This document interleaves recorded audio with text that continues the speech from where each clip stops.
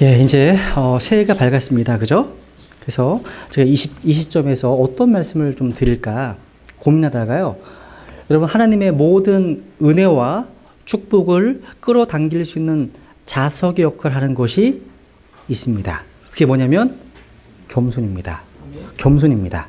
그래서 우리 모두 하나님 앞에서 겸손한 성도들이 되어서 하나님의 풍성한 축복 가운데 거하시기를 바라는 마음에서 말씀을 준비했습니다. 그래서 오늘 설교 제목이 하나님 앞에서의 겸손입니다. 하나님 앞에서의 겸손.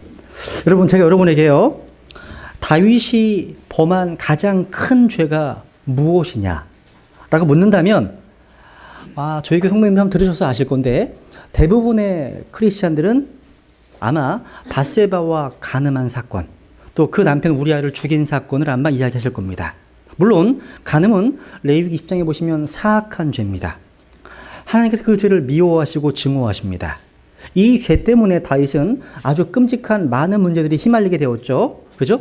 여러분, 사무엘하 11장에 보시면요, 다윗은 보기에 아름다웠던 여인과 함께 눕습니다.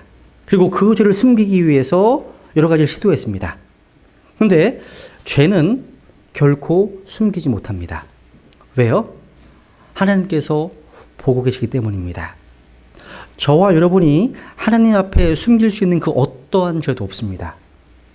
하나님께서 그 죄를 보고 계시다면 드러날 겁니다. 다만 시간 문제일 뿐입니다. 여러분, 두려워하셔야 됩니다. 성경은요, 사무엘하 11장에 보시면 그 죄가 주님을 불쾌하게 했다고 기록하고 있습니다. 대언자 나단이 다윗에게 와서 그 죄를 지적했을 때 다윗은 내가 주께 죄를 지었다고 자백하고 회개했습니다. 다윗이 지금 본 거예요, 뭘. 그죠? 근데 보세요. 내가 주께 죄를 지었다고 지금 자기의 죄를 회개했다는 겁니다. 그리고 죄 용서를 받았습니다. 근데 이 죄는요, 다윗의 삶을 돌이킬 수 없을 정도로 많은 상처를 남겼습니다. 여러분, 죄는 용서는 받을 수 있을지 몰라도요, 죄에 슬픈 상처, 결과가 있습니다. 마귀는 죄의 쾌락에 집중하게 만듭니다. 성경은요, 이 죄의 쓰라린 상처를 거기 집중하고 있다는 거예요. 죄의 싹은 사망입니다. 사망이에요. 여러분, 간음은요, 다윗이 범했던 가장 큰 죄가 아니었습니다. 성경은 로마서 6장 23절에 보시면 죄의 싹은 사망이라고 말합니다. 그렇다면 논리적으로요, 어떠한 죄에서 더 많은 죽음을 낳게 된다면 그 죄가 더 큰 거 아니겠습니까? 동의하시죠? 어떤 죄가 다른 죄보다 더 많은 생명을 빼앗아갔다면 그것이 더 사악하고 더러운 겁니다. 죄는 모두가 악한 거예요. 모든 죄가 죽음을 초래합니다. 여러분, 다윗이 간음을 범했을 때 그 직접적인 결과로 몇 명이 죽었어요? 4명이 죽었습니다. 우리아가 죽었고요. 또 다윗과 밧세바가 낳은 아이가 죽었고요. 또 그 아들 암몬과 압살롬이 죽었습니다. 근데 다윗의 생애를 보면 그 죄보다 더 많은 죽음을 초래한 죄가 나와요. 그래서 역대상 21장에 보시면요, 마귀가요, 다윗을 충동질해서 백성을 계수하는 장면이 나온다는 거죠. 이 일은 다윗이요, 전쟁에서 승리한 후의 일이었습니다. 다윗은요, 교만해졌습니다. 그 교만 가운데 백성들을 계수했다는 거죠. 그래서요, 역대상 21장에 보시면 7절 보세요. 7절. 여기 간음을 범한 이후에 다윗은 내가 주께 죄를 지었다고 고백하죠. I have sinned입니다. 그런데 역대 21장에 보니까 한번 읽어볼게요. 시작. 하나님께서 이 일을 기뻐하지 아니하셨으므로 내가 이 일을 행하였으므로 크게 죄를 지었나이다. 그러나 이제 간청하옵더니 주의 종의 불법을 없이하여 주옵소서. 내가 심히 어리석게 행하였나이다 하니라. 여기 보시면요, 백성의 수를 계수한 이후 그 죄 때문에 다윗은 내가 크게 죄를 지은 I have sinned, 뭐가 나와 있어요? greatly, 크게란 말 나와 있어요. 크게 죄를 지었다고 고백합니다. 그래서 14절에 보니까 이 역병 때문에요, 무려 7천 명이 죽었습니다. 7천 명이 죽었다는 거예요. 7천 명. 아, 7만 명인가요? 7만 명. 아, 제가 공을 하나 뺐구나. 잠깐만요. 예, 7만 명이 죽었습니다. 여러분, 뭐가 더 큰 죄일까요? 더 많은 죽음을 어떠한 죄가 가져왔죠? 간음죄입니까? 아니면 백성을 계수했던 어떤 다윗의 교만입니까? 교만이었습니다. 이 다윗의 교만이요, 더 많은 죽음과 더 큰 심판을 가져왔다는 거죠. 여러분, 어떠한 죽음도 나쁘지만요, 한 사람의 잘못된 행동 때문에 7만 명이 죽었습니다. 이 말은요, 선한 죄와 나쁜 죄가 있다는 말이 아니에요. 나쁜 죄와 더 나쁜 죄가 있다는 말입니다. 모든 죄가 죽음을 가져옵니다. 다윗의 교만은 간음보다 더 가혹한 심판을 받게 했다는 겁니다. 여러분, 성경에 보면요, 두 가지 형태의 더러움이 나옵니다. 이것은 왜 교만이 간음보다 더 가혹하게 심판을 받았는지 설명해 주는 구절입니다. 고린도후서 7장 1절에 보면, 같이 읽고 시작. 그러므로 극진히 사랑하는 자들아, 우리가 이 약속들을 가졌은즉 하나님을 두려워하는 가운데 거룩함을 온전히 이루어 육과 영의 모든 더러움에서 우리 자신을 깨끗하게 하자. 여기 보시면 육의 더러움이 있고 뭐가 있어요? 영의 더러움이 있습니다. 간음은 육신에 속한 죄입니다. 이 죄도 나쁘고 사악한 죄입니다. 근데 교만의 악은요, 더 큽니다. 교만은 영의 더러움입니다. 영의 더러움. 교만의 영, 거만한 영 나오죠? 더 큰 죄입니다. 하나님은 영이십니다. 여러분이 교만의 영에 사로잡혀 있다면 나와 하나님과의 관계에 영향을 끼칩니다. 교만하시면. 그러니까 교만하면요, 내가 행하는 모든 일에 다 영향을 끼칩니다. 여러분, 교만한 사람들과 교제하고 싶으세요? 저는 목회자지만요, 교만한 성도들과 교제하잖아요. 제가 무지 모르는 것 같아요, 막. 내가 내 말이 모르는구나 이런 생각할 때가 있어요. 그분은 다 아는 것 같아요. 근데 교만한 분들과 교제하고 싶지 않으시잖아요. 그죠? 우리가 경배할 때, 뭔가를 섬길 때, 우리가 기도할 때도 교만은 영향을 끼칩니다. 하나님은요, 모든 죄를 미워하십니다. 그분은 육신의 죄들을 미워하십니다. 근데 영의 죄들은 특별히 문제가 있어요. 영의 죄들은 공통적인 게 뭐냐면 눈에 보이지 않습니다. 숨기기 쉬워요. 숨기 쉽습니다. 근데 하나님은 그것들이 더럽다고 말씀하시는 거예요. 그 죄가요, 그 죄악들이 육신적인 죄들을 짓도록 이끌어갑니다. 그러니까 영의 죄가 육신의 죄를 이끌어간다는 거예요.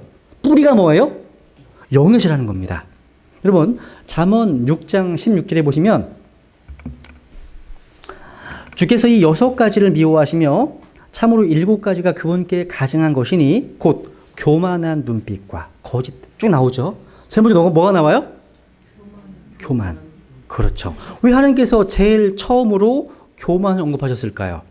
이 교만이 영의 더러움이거든요. 영의 더러움입니다. 잠언 16장 18절 유명한 말씀 읽어볼게요. 시작. 멸망에 앞서 교만이 나아가며. 여러분, 간음이 멸망이 앞에 있는 게 아니에요. 그죠? 뭐가 앞에 있다고요? 교만이 있다는 거죠. 그러니까 많은 죄악들에 노출된 사람들은 이미 그 안에 뭐가 있는 거예요? 교만이라는 죄가 있는 겁니다. 그러니까 더러운 영이 있다는 거죠. 그래서 더러운 육신으로 나아간 거란 사실입니다. 그죠? 하나님은 문제의 뿌리를 보고 계신 거예요. 그러니까 그래서 다윗이 범한 간음죄가 아니라 영의 죄였던 백성들을 계수하는 그 교만 때문에 가장 큰 심판과 가장 많은 사람이 죽었다는 겁니다. 교만은 다른 모든 죄들의 뿌리입니다. 뿌리예요. 그러니까 이런 죄들은요, 작은 죄들은 이런 다른 어떤 뿌리 한 증상일 뿐이라는 거죠. 이 교만이 마귀를 파멸시켰습니다. 이것 때문에 루시퍼가 마귀가 되었어요. 마귀가 되었습니다. 루시퍼는요, 창조되었을 때 마귀가 아니었어요. 루시퍼는 하나님의 동산에서요, 왕자를 덮고 있었던 기름 부음 받는 덮는 그룹이었습니다. 천사가 아닙니다. 그룹이었습니다. 성경은 이 루시퍼의 마음이 교만 가운데 높아져서 I will. 내가 하리라. 내가 하리라 말했습니다. 루시퍼는요, 죄를 지을 수 있는 어떤 육신도 없었습니다. 근데 루시퍼의 영은 교만 가운데 있었습니다. 여러분이요, 교만한 마음, 거만한 영을 가지고 있을 때 그것은 마귀를 따르는 겁니다. 마귀는 아담과 이브를요, 타락으로 유혹할 때 그들의 교만에 호소했습니다. 너희가 신들과 같이 되겠다. 교만에 호소했습니다. 또 이 영적인 죄들이요, 다른 그 어떤 것보다 더 위험한 거예요. 우리가 싸우는 대부분의 싸움들은요, 교만 때문입니다. 교회에서 왜 싸우는지 아세요? 교만 때문입니다. 우리가 삶에서 겪는 대부분의 문제들도 교만 때문입니다. 성경은 이렇게 말씀하십니다. 우리가 서로 간에 다투는 것도 교만 때문입니다. 교만은요, 이집트 왕 파라오를 파멸시켰습니다. 출애굽기 5장 2절에 보시면 파라오가 말합니다. 파라오가 이르되 주가 누구이기에 내가 그의 음성에 순종하며 이스라엘을 가게 하겠느냐. 나는 주를 알지 못하며 이스라엘도 가게 하지 아니하리라 하매. 이야, 교만은요, 파괴력이 있습니다. 힘이 있다는 거죠. 파라오는요, 자신만이 아니라 이집트 전체를 다 파괴시켰습니다. 만약 여러분이 자기에게 더 많은 권리가 있어요. 그러니까 더 많은 지배 영역이 있습니다. 그러면 여러분의 교만 때문에 더 많은 파멸이 일어날 겁니다. 똑같습니다. 그러니까 파라오의 지배를 받는 모든 것이 그 파라오의 교만 때문에 파괴되었습니다. 여러분, 한 가정의 가장이 교만의 영에 사로잡혀 있다면 그 가족 전체를 파괴시킵니다. 자신만이 아니에요. 하나님께서 자기에게 맡겨주신 자신의 권위 아래에 있는 모든 것을 파괴시킬 겁니다. 아내가 교만의 영에 사로잡혀 있다면 가정에서 그녀의 자녀뿐만 아니라 그녀의 권위 하에 있는 모든 것은 다 파괴될 겁니다. 마찬가지입니다. 어떤 한 교회 직분자들이, 교사들이, 리더들이 교만의 영이 사로잡혀 있다면 그 교회의 전부는 제대로 돌아가지 않습니다. 다 파괴될 거라는 사실이에요. 교만은요, 여러 가지 많은 다양한 방식으로 교만이 드러납니다. 여러분이 반드시 기억해야 될 구절이 있습니다. 잠언 13장 10절입니다. 시작. 오직 교만에 의해서 다툼이 생기나 좋은 충고를 받는 자에게는 지혜가 있느니라. 다툼이 왜 생긴다고요? 하나님의 말씀입니다. 교만 때문에. 교만은 다툼의 유일한 소스입니다. 원천이라는 거예요. 우리 모두는요, 교만하기 쉬운 영, 하나님의 뜻을 거스르는 영을 가지고 있습니다. 그래서 교만이 있다는 증거들 하나가 뭔지 아세요? 다툰다는 사실입니다. 잘 다퉈요. 그럼 뭐가 있는 거예요, 거기에? 교만이 있는 겁니다. 이 교만은요, 자기 의로 드러나기도 합니다. 나는 항상 올바르다고. 항상 당신 잘못이라고. 그러니까 남편과 아내의 다툼에도 잘못된 것은 항상 다른 사람 잘못이라고 하는 거예요. 이게 교만입니다. 여러분, 피조물로서요, 우리의 가장 큰 문제요, 죄악이 있다면 교만입니다. 그래서 사도 바울은요, 로마서 12장 이런 말씀하는 거죠. 로마서 12장 3절입니다. 시작. 내게 주신 은혜를 힘입어 너희 가운데 있는 각 사람에게 내가 말하노니 각 사람은 자기가 마땅히 생각할 것보다 더 높이 자기에 대하여 생각하지 말고 하나님께서 맑은 정신으로 생각하라. 그러니까 각 사람은 자기가 마땅히 생각할 것보다 더 높이 생각하지 말라고 말씀하십니다. 여러분, 이 맨슨이라는 분이 쓴 명언이 하나 있어요. 이런 말이 있습니다. 교만은요, 항상 누가 옳은지에 관심이 있어요. 누가 옳은지. 겸손은 항상 무엇이 옳은지에 관심이 있습니다. 겸손은요. 저는 어떤 사람이나 그 누구에게도 기울어주지 않으려고 노력합니다. 그 사람의 사회적 신분이나 지위나 어떤 위치에 따라서 맹목적으로 추종하는 것이 아니라 그 누구의 말도요, 성경을 가지고서 무엇이 옳은지 분별하려고 노력합니다. 여러분, 오늘날은요, 아주 출세지향적인 시대입니다. 자신을 드러내야 하는 시대예요. 자기 PR이 시대입니다. 사람들은 특히 높은 자리에 관심이 많아요. 더 올라가기를 원한다는 거죠. 특히 우리나라는요, 왜곡된 유교주의의 영향 때문에 출세가 최고의 효도였습니다. 출세는요, 어떠한 자리를 차지하는 거예요. 소위 뭘 쓰는 거예요? 감투를 쓰는 겁니다. 우리 한국인들이 집착하고 있는 아주 무서운 병 중에 하나가 제가 볼 때는 서열병 같습니다. 서열병. 계급을 나누는 서열병. 한국 사람들은 만나기만 하면 뭘 따져요, 항상? 나이를 따지고, 학번을 따지고, 촌수를 따지고, 뭐 그렇습니다. 그래서요, 자신이 조금만 위라고 생각하면 그때부터 사람을 대하는 것이 싹 달라지기 시작합니다. 한 살 많아봐야, 뭐 촌수 많아봐야 도토리 키재기인데, 뭐 나준하 씨 36대 손, 33대 손, 뭐 별로 차이가 없는 것 같은데, 별 차이가 없어요. 그런데, 제가 33대 손이라고 그러면 제가 굉장히 아래에 있는 사람인 것처럼 생각한다는 거죠. 그러니까 항상 누가 조금 더 높은지 끊임없이 어떤 권력 구조적인 인간 접근을 하고 있다는 겁니다. 여러분, 이 땅에요, 우리나라에 처음 온 선교사들이 쓴 수기를 보니까 이런 글이 있어요. 언더우드 선교사가요, 한국 땅에 도착한 신참 선교사를 교육할 때 이렇게 얘기했습니다. 재밌더라고요. 한국은 권력 구조다. 상석, 하석 이런 자리를 잘 구별해야 제대로 인간 대우를 받는다. 한국 사람들은 방에 들어가도 방에 1등석, 2등석, 3등석이 있다. 이런 교육을 시켰습니다. 실제요. 그러니까 신참 선교사가요, 그러면 한국에는 방에 들어가면 1등석, 2등석, 3등석 그런 구별이 표시되어 있습니까? 하고 물어봤어요. 언더우드 선교사가 그런 표시는 없다. 그건 눈치로 알아차려야 한다. 이렇게 얘기했습니다. 자, 근데 이런 관습이요, 오늘날 기독교회 안에도 있어요. 교회 안의 직분을 우리나라처럼 계급으로 이해하는 것도 없을 겁니다. 계급이 아니거든요. 일례로 장로교회에서는요, 교회 안에서 장로를 세우죠. 근데 그 장로님들이요, 밖에 나가서도 명함에다가도 나 누구 장로라고 써가지고 다니는 거예요.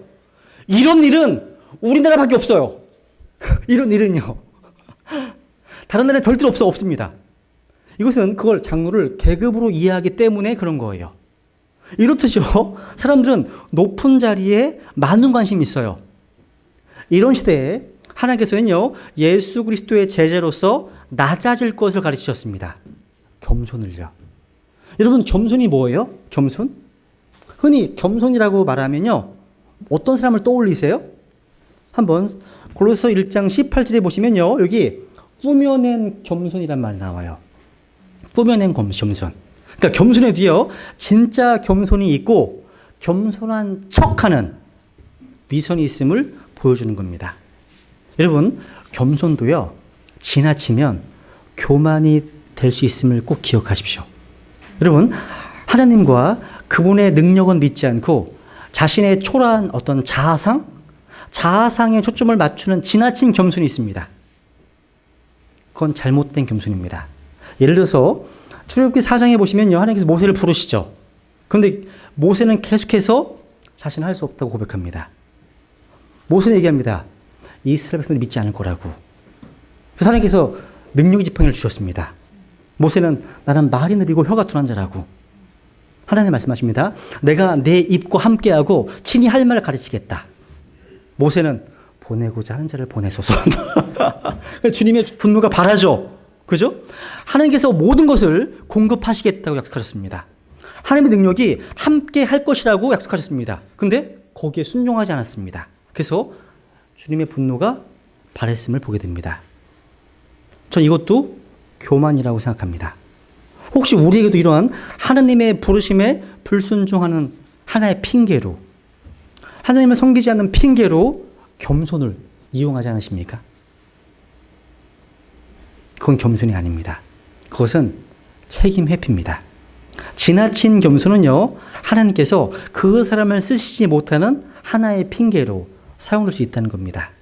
그래서 먼저요, 성경에서 말하는 진정한 겸손은 뭘까요? 어떻게 적용을 내려야 될까요?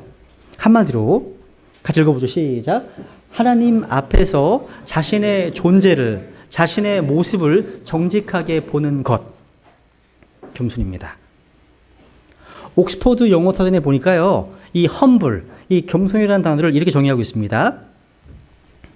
자신의 중요성이나 가치, 자신의 공로들을 낮게 평가하는 것으로 그 특징은 자기 주장이나 자신을 높이는 것이 없는 상태. 이렇게 정의하고 있습니다. 그러니까 자기 주장이나 자기를 높이는 것이 없는 상태. 어원적으로 살펴보니까요, 19세기까지는요, humble H가 묵음이었습니다. 그래서 humble로 발음이 돼요. humble. 그래서 이 단어의 어원을 살펴보니까요, 이런 뜻이 있습니다. 땅, 흙, 낮은, 작은, 사소한, 중요하지 않은, 천한, 이런 뜻입니다. 그러니까 우리가 어떠한 존재인지 땅의 흙에서, 먼지에서 지어졌다는 어떤 피조물로서의 위치를 잘 보여주고 있는 겁니다. 킹제임스 성경에서는 이 단어가 72번 나옵니다. 제일 처음 나오는 곳이요, 출애굽기 10장 3절에서 하나님 앞에서 자기를 낮추기를 거부했던 파라오의 교만과 관련되어서 언급되어 있습니다. 그런데 한번 성경을 찾아볼게요.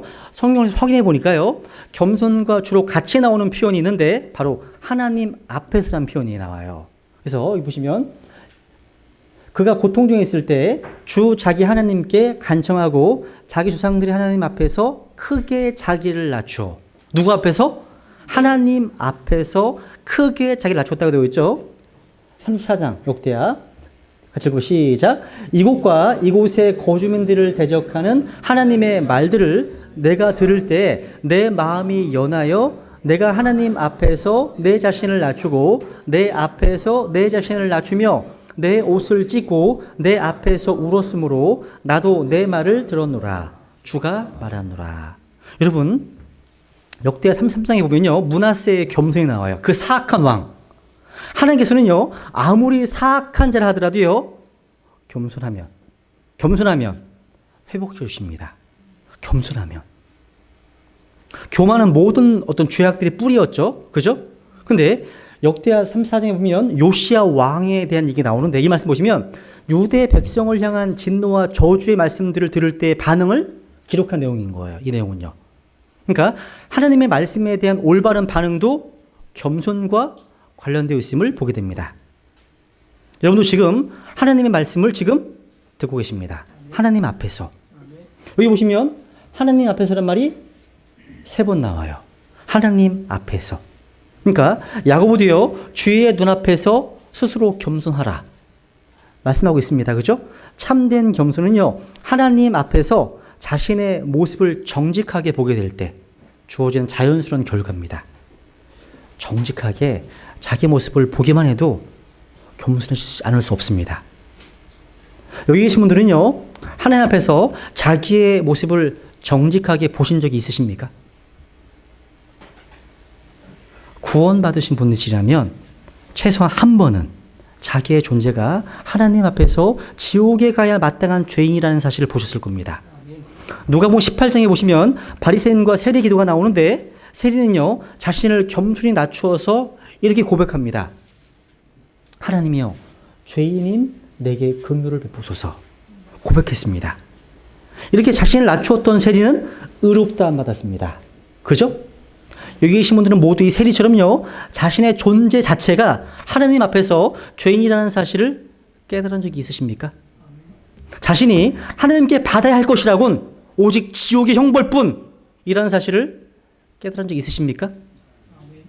오직 하나님의 은혜만이 하나님의 심판을 받아서 마땅한 이뤄진 죄인을 하나님의 자녀로 삼아주시고 놀라운 축복을 받게 해주신 것입니다. 하나님께서는 우리가 아직 죄인이었을 때 전혀 사랑스럽지 못한 존재들임에도 불구하고 우리 죄인들을 위해서 자신의 독생자를 보내셨고 대신 십자가에 달려 피 흘려 죽게 하셨습니다. 그 하나님의 피가 우리를 구속한 겁니다. 이것이 어떠한 사랑입니까? 우리는 그럴 만한 자격이 전혀 없는 자들임에도 불구하고 우리를 사랑하신 그 하나님의 위대한 사랑을 깨닫게 될 때 우리는 교만이 아닌 매우 겸손하게 됩니다. 그 사랑과 은혜에 감격한 구원받은 자들이 주의 첫날 우리의 구주이신 예수 그리스도께 지금 경배를 드리고 있는 겁니다. 근데 이 겸손은요, 구원의 축복뿐만 아니라요, 한 걸음 더 나아가서 구원받은 이후에 하나님의 모든 은혜와 축복을 끌어당기는 역할을 합니다. 그렇게 요한 웨슬리는 이렇게 얘기했습니다. 겸손은 하나님의 왕국에 있는 풍부한 보물 창고를 발견하는 눈이요, 그것을 받는 손이라고 이야기했습니다. 여러분, 은혜 받기 원하시죠? 저도 은혜 받기 원합니다. 풍성한 은혜가 있는데 거기를 원하시잖아요. 그러시려면 어떻게 된다고요? 겸손해야 됩니다. 하나님은 겸손한 자에게 은혜를 베푸십니다. 제가 성경 구절을 언급하지 않고요, 보여만 드릴게요. 하나님은요, 겸손한 자들에게 명예를 주십니다. 적당한 때가 되면 하나님께서 겸손한 사람을 높이십니다. 또 하나님께서는요, 겸손한 백성 위에 부흥의 축복을 부어주십니다. 유명한 말씀이 찾아볼게요. 가지고 오겠습니다. 시작. 내 이름으로 불리는 내 백성이 자기를 낮추고 기도하여 내 얼굴을 구하고 자기들의 악한 길들에서 떠나면 그때 내가 하늘에서부터 듣고 그들의 죄를 용서하며 그들의 땅을 고치리라. 우리가 설령 악을 행했다 하더라도요, 회개하고 겸손히 기도하면 하나님께서 치료해 주십니다. 여러분의 딱딱한 마음, 황폐한 마음을요, 고쳐주시고 회복시켜 주십니다. 자기를 낮추고 기도하며, 자기를 낮추고 기도하며. 여러분, 기도 많이 하세요? 기도 잘 안 하시잖아요. 왜 안 하시는지 아세요? 교만하기 때문입니다. 교만한 사람은 기도하지 않습니다. 기도의 필요를 못 느낍니다. 근데 겸손한 사람이 기도합니다. 겸손하면 무릎 꿇게 되어 있습니다. 겸손은 우리를 낮은 곳으로 이끕니다. 사람들은 계속해서 위로 올라가려고 하잖아요. 근데 높은 곳으로 올라가면 올라갈수록요, 더 위험합니다. 불안합니다. 우리가 낮은 곳에 있을 때 안전합니다. 흔들리지 않습니다. 우리가 서 있어도 앉으라고 넘어져도 괜찮은 곳이 있어요. 낮은 곳입니다. 저희 집 근처에요, 산이 하나 있어요. 도덕산이 있는데요. 예전에는 제가 아이들을 데리고 도덕산에 자주 갔습니다. 올라갔어요. 아래에서 위로 올라갈 때보다요, 위에서 아래로 내려올 때 훨씬 더 위험합니다. 그래서 경산고수를 내려갈 때마다 제가 뒤에서 계속 소리 지르고 있어요. 뛰지 마, 뛰지 마, 이런 말 반복하고 있습니다. 왜? 낮은 곳보다 높은 곳에 있을 때가 떨어지면 더 위험하기 때문에. 높은 곳 좋아하지 마세요. 낮은 곳에 있으면요, 하나님의 은혜의 폭포수가 강하게 임합니다. 낮은 곳에 있잖아요? 어린 아이들이 어떤 말씀을 인용해도요, 은혜가 돼요. 하나님의 말씀은요, 우리가 다 아는 말씀이라 하더라도요, 또 듣고 또 들으면 그 말씀의 깊이와 넓이를 경험하게 됩니다. 낮은 곳에 있으면. 그래서 또 저런 말씀, 또 그 말씀 하시네 해도 여러분 겸손하시잖아요? 그러면 다른 각도로 보여지기도 해요. 말씀이요. 놀라운 일이 벌어진다는, 겸손하시면. 그래서 여러분 겸손하게 말씀을 읽으시면요, 아는 말씀이라 하더라도 은혜가 임해요. 그러면 주의 첫날 오후에 간증할 게 되게 많아지세요. 그렇다면 여러분, 두 번째로 하나님의 모든 축복과 은혜를 끌어당기는 이 겸손은 어떤 사람이 나타날까요? 겸손은요, 하나님께 가까이 나가는 사람입니다. 하나님 가까이 가는 사람입니다. 그래서 야고보 4장 8절에 보시면 하나님께 가까이 나아가라. 그리하면 그분께서 너희에게 가까이 오시리라. 하나님을 가까이 하는 사람이 겸손한 사람입니다. 여러분은요, 겸손을 위해서 애쓸 필요가 없어요. 겸손을 위해서 노력할 필요가 없습니다. 기도할 필요가 없습니다. 하나님 앞에서 자신의 존재와 모습을 정직하게 보기만 한다면 자연스럽게 겸손 따라오기 마련입니다. 하나님을 가까이 하십시오. 하나님을 가까이 하면 할수록요, 하나님이 어떤 분인지 알면 알수록 내 자신이 어떠한 존재인지 깨닫게 됩니다. 나의 무능력함, 나의 무기력함, 나의 연약함, 나의 죄악들을 보게 된다는 사실이에요. 그러면 자연스럽게 겸손해집니다. 제가요, 공군에 있을 때 전투기를 관제하는 일을 했습니다. 이 뒤에 누군지 아세요? 축구 좋아하는 친구는 아시지 않을까? 구자철 맞아요. 구자철입니다. 여러분, 관제사들은요, 조종사들이 어떻게 훈련을 받는지 경험할 수 있도록 종종 전투기에 탑승할 수 있는 표적기 탑승의 기회가 종종 주어집니다. 저도 그런 기회가 있었습니다. 제가 이제 부안의 의상봉에 근무하고 있었을 때 광주 비행단에 가서 전투기 후방석에, 이 전방석이 후방석에 있습니다. 후방석에 타게 되었습니다. 그래서 전투복 입고, 전투복 입으니까 피가 한 통이에요. 이게 위에 올라가면 중력을 받으니까. 하여튼 긴장 반, 흥분 반으로 비행에 참여하게 되었습니다. 야, 내 앞에 있었던 분이 박수령이라는, 지금도 기억나요. 제가 중2 때였거든요. 박수령이라는 분이 무지 좋아하시더라고요. 제가 뒤에 타니까. 막 벼르고 있는 것 같아요. 너 죽었다. 이런.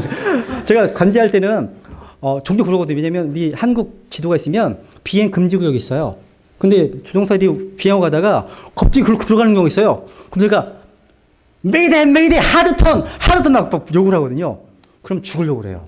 급격하게 회전을 하면 조종사들이 막 구토도 하고 막 그러거든요. 이게요? 이거 받으니까. 그러니까 이제 관제사들이 오면 조종사들은 너도 맛 좀 봐라. 이런 걸. 그래서 야, 박상병! 나중에 봉투 좀 줘라. 이런 분위기였어요. 지금도 첫 경험이었기, 전투기를 탄 첫 경험이었기 때문에 생생한 기억이 나요. 야, 하늘을 향해 이제 날아오르는 순간, 이제 광활한 푸른 하늘이 보입니다. 근데 땅에는 개미 같은 사람들이 아주 조그맣게 보여요. 이게 뭐냐면 이제 2015년도 이제, 영공 방위한다고 이 앞에 이제 AWACS하고 이제 비행기 F-15 편대가 같이 가는 거예요. 요 AWACS에서 일하는 사람들 관제사들입니다. 지금 위에서 관제돼요. 지금 제가 했을 때는 땅에서 관제했는데, 이 지금은 AWACS라고요.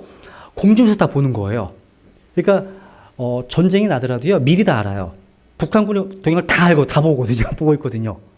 어쨌거나, 하여튼 위에 올라가서 오르면 올라갈수록요, 지상에 있는 것들이 점점 작아 보였다는 거죠. 점점 고도를 높이 올라가면서 지상에 있는 건 거의 안 보입니다. 안 보여요. 이제 제 뒤에서 저의 꼬리를 무는 F-15K 전투기를 보게 되는 거죠. 저기서 뿅 와요. 그래서 박스2 막 미사일을 쏴요. 그러니까 모의로. 진짜 쏘면 죽는 거죠. 마찬가지입니다. 그러니까 우리가 하나님께로 가면 갈수록, 그러니까 위대하신 하나님께로 올라갈수록요, 그분은 점점 더 커 보입니다. 자신은 점점 보이지 않게 돼요. 제가 하나님께 가면 갈수록요, 나영석이라는 사람은 덜 생각하게 됩니다. 여러분, 완전한 것과 불완전한 것을 비교하면요, 많은 것들을 더 분명하게 볼 수 있습니다. 불완전한 자신의 흠과 결점을 더 많이 보게 된다는 사실이죠. 여러분, 무릎 꿇고 하나님 앞에 한번 기도해 보세요. 무릎 꿇고. 아무도 없을 때, 자기 방에서 문 닫고요, 실제로. 해보세요. 그리고요, 혼자 막 얘기하지 마요. 그냥 하나님의 임재 앞에 그냥 무릎 꿇고 가만히 계세요 보세요. 그리고 하나님을 묵상해 보세요. 그러면 나의 죄악들이 막 떠오를 때도 있고요. 주님 앞에 회개할 때도 생기고 막 그래요. 그런 시간 많이 가시면 좋겠습니다. 우리가 온 우주보다 크신 하나님께 다가가면 다가갈수록요, 그분이 나의 시야에 꽉 차게 됩니다. 좀 더 크게 보인다는 거죠. 반대로 나 자신은 점점 작게 보인다는 거죠. 그러면요, 우리가 하나님으로부터 좀 더 멀어질수록요, 여러분 자신에 대해서 꽤 괜찮은 평가를 합니다. 우리가 멀어져 있으면. 그리고 다른 사람들과 사실 비교한다는 거예요. 여러분 비교하지 않으세요? 상대적인 어떤 비교의 문제? 오늘날은요, 남보다 더 앞서 나가기 위해서 피말리는 경쟁을 이제 하면서 위로 올라가려고 발버둥 칩니다. 그러면서 남들과 비교하면서 상대적인 빈곤과 허탈감을 느끼기도 합니다. 근데 여러분, 하나님께서 나에게 주신 것에 집중해야 합니다. 나에게 없는 것이 아니라 하나님께서 나에게 주신 것에 초점을 맞추어서 집중하면 만족합니다. 행복합니다. 저는 이전에 가끔 집에서요, 이런 말을 많이 했어요. 100원짜리 인생이 1000원짜리 인생을 살려고 하지 말자. 하나님께서 주시는 분수껏 살자고, 이런 말을 좀 했습니다. 근데 우리 이상해요. 에덴 동산에서 우리 아담과 이브처럼요, 하나님께서 값없이 주신 에덴의 수많은 나무들을 보지는 않고 하나님께서 금하신 하나의 나무에만 집중했습니다. 이상해요. 에덴 동산의 나무들을 하루에 3그릇씩만 맛을 보아도 얼마나 많은 세월이 흘러가겠습니까? 근데 유독 선악과에 관심을 가졌다는 거예요. 이게 탐심입니다. 탐심입니다. 하나님께서 주신 것이 아닌 다른 것에 마음을 두는 것, 탐심입니다. 여러분 그렇지 않으십니까? 성경은요, 우리가 서로 비교하면 지혜롭지 못하다고 말씀하십니다. 한번 읽겠습니다. 같이 시작. 우리는 우리 자신을 추천하는 자들과 감히 한패가 되거나 혹은 그들과 우리 자신을 비교하지 아니하노라. 오직 그들은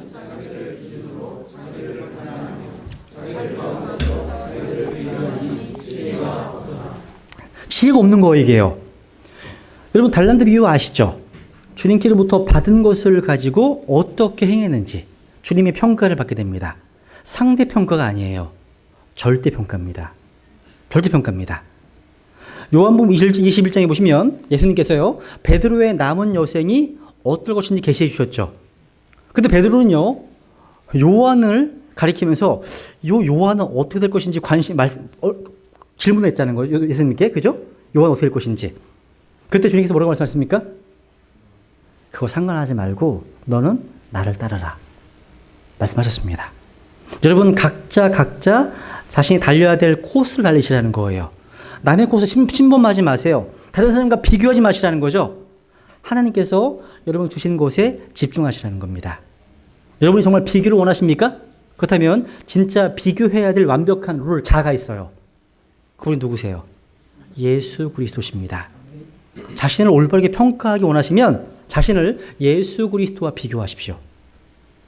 여러분은 하나님과 친밀한 관계를 누리십니까? 여러분 구원받은 크리스천의 가장 중요한 게 뭔지 아세요? 하나님과 여러분 자신과의 개인적인 관계입니다. 그보다 더 중요한 게 없습니다. 이 관계예요. 여러분 하나님과의 친밀함, 인격적인 친밀함 누리고 계십니까? 누군가 이렇게 얘기했습니다. 우리에게 진정으로 필요한 것은 실제하시는 하나님에 대한 새로운 발견이다. Real God, 실제하신 하나님에 대한 새로운 발견. 여러분 위스콘신 대학에서요 오랫동안 의학을 가르치신 리차드 스웬슨이라는 분이 쓰신 책이 있습니다. 그러니까 More Than the Eye라는 책이 있어요. 그 책에 보니까 이렇게 되어 있습니다. 하나님께서 어떠한 분이신지 아주 실감나게 그려주고 있습니다. 제가 소개해 드려 볼게요. 만약 우리가요 10분만이라도 저 하늘에 가서 하나님을 만나고 다시 현실로 돌아온다면 예전처럼 살 수 있을까? 묻습니다. 그래서 이렇게 대답합니다. 예전과 같이 살 수 없습니다. 모든 것이 완벽하게 변할 것이라고 이야기합니다. 그러면서 10분 동안 하늘에 방문해서 하나님과 대화할 수 있도록 가정하면서 하나님과 대화를 시작합니다. 그래서 10분 하늘 방문기가 나와요. 철수가 말합니다. 하나님은 정말 모르는 게 없으세요? 하나님, 왜 못 믿겠니? 그러면 저에 대해서 제가 모르는 걸 말씀해 보세요. 하나님, 내 오른쪽 뇌의 신경세포는 왼쪽 뇌보다 42,000개가 적고 허파는 18조 7,550억에 다시 조를 곱한 만큼의 분자로 이루어져 있구나. 내 육촌 형제가 워싱턴에 사는데 그는 건축사야. 네 자동차의 조수석 뒤쪽 타이어 공기가 조금 빠져 있구나. 계속할까? 실제 얘기예요. 이 스토리입니다. 저를 놀리시는 거죠. 정말 그런 걸 다 아신다는 말씀이세요? 내가 왜 전지전능하다고 하겠네. 나는 너에 관한 모든 것을 알고 있단다. 하나님께서 기도를 들으시는 모습을 좀 볼 수 있을까요? 물론이죠. 물론이지. 방금 봤잖니. 조금 전에 기도에 응답했단다. 누구의 기도에 응답하셨어요? 실은 조금 전에 92만 4,338명의 기도에 응답했다. 그런데 그들 중 절반은 자기가 응답을 받은지도 모른단다. 흔히 있는 일이란다. 내가 응답하는 기도 중에는 아이들의 기도가 상당히 많단다. 아이들은 정말 믿음이 있어. 되게 아이들은 기도의 응답을 제대로 받아들이지. 방금 응답하신 기도 중에 아이들 기도는 몇 %가 되나요? 42.5 쭉 나오죠. 이런 분이시라는 거예요. 이게 실제하신 하나님에 대해서 한번 좀 묵상해 보시라는 거죠. 그런데 이렇게 고백합니다. 우리가 진정으로 이 위대하신 하나님을 알고 믿는다면 우리의 문제는 더 이상 걱정거리가 못 됩니다. 우리가 하나님의 권능, 계획, 위엄, 신실하심, 무소부재하심, 전능하심, 전지하심, 지혜로우심, 돌보심을 믿고 깨닫는다면 앞으로 두려워할 것이 없고 좌절할 것이 없을 것입니다. 그 하나님을 더욱더 알 때 우리는 겸손해지지 않을 수 없습니다. 이렇게 고백하고 있다는 사실이에요. 그래서요, 하나님께 가까이 가면 갈수록 자신의 흠이 더 많이 보입니다. 자신의 잘못된 부분이 더 많이 보인다는 거죠. 그래서 하나님 앞에 또 엎드려야 될 필요를 더 많이 느끼게 된다는 겁니다. 그래서 여러분, 하나님께 가장 가까이 있는 사람은요, 자신이 얼마나 죄가 많은지 다른 누구보다도 더 예리하게 느끼는 사람입니다. 여러분, 죄 자백할 거 많지 않으세요? 매일매일 자백 많이 하시죠? 그죠? 저도 많이 하거든요. 그러니까 그 사람들은요, 하나님의 완전함을 더 가까이 보기 때문에 더 많이 괴로워합니다. 자기의 그런 죄 때문에 괴로워한다는 거죠. 이사야가요, 하나님의 영광을 목다니 어떻게 반응했습니까? 내게 화가 있도다. 내가 망하게 되었도다. 뭐 어떤 성경에는 화로다 나요 망하게 되었다 이렇게 되어 있잖아요. 그죠? 우리는 어떻습니까? 이 예배 가운데 임재해 계시는 하나님을 보고 계십니까? 여러분 안에 계신 그리스도를 보고 계십니까? 성경에서 계시하고 있는 그 하나님의 영광을 개인적으로 알아가고 계십니까? 그러면 이사야와 동일한 반응을 하실 겁니다. 근데 하나님으로부터 멀어지고 계시면 나에게 화가 있는 게 아니라 너에게 화가 있어. 쟤에게 화가 이렇게 반응하는 거예요. 내가 아니라. 화로다 나요가 아니라 화로다 저요. 화로다 그저 이렇게 반응한다는 거죠. 이거 어떤 사람이라고요? 하나님과 멀리 떨어져 있는 사람입니다. 판단한다는 거죠. 이제 이 내용을 이제 사도 바울의 경험과 비추어서 이제 한번 정리하고 마치겠습니다. 여러분, 이방인의 사도였던 바울이요, AD 58년 이제 로마서를 썼는데요. 바울은 이렇게 고백하고 있습니다. 한번 읽어보세요. 시작. 내가 이방인들인 너희에게 말하노라. 내가 이방인들의 사도인 만큼 내 직분을 존귀히 여기나니 되어 있죠. 바울은 자신의 직분을 존귀히 여겼습니다. 바울은요, 자신의 부르심과 하나님을 섬기는 부분에 대해서 아주 자랑스러워했다는 거죠. 근데 이 말을 한 지 몇 년 후에 바울은 AD 62년경에 빌립보 교회에 편지를 썼습니다. 이렇게 고백합니다. 시작. 형제들아,